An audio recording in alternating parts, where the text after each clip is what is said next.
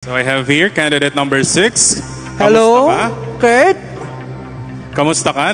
Ikaw ay part ng top 5. Medyo kinakabahan po. Tas at the same time, excited po.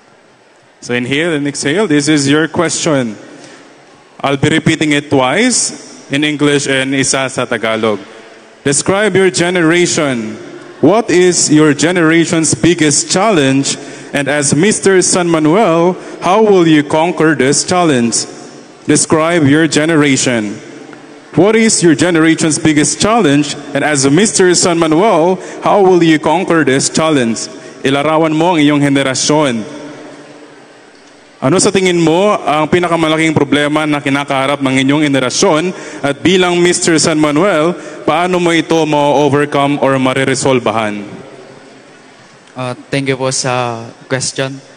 Ang hinaharap po ng henerasyon ngayon is yung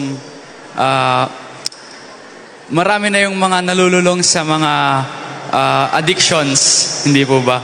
Marami na yung mga tao na mas pinapahalagahan yung mga bagay na hindi naman kailangan pahalagahan.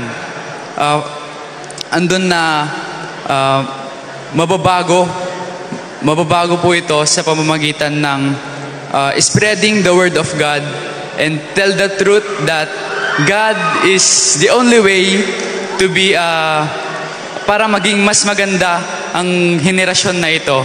Maraming salamat po. Thank you, candidate number 6.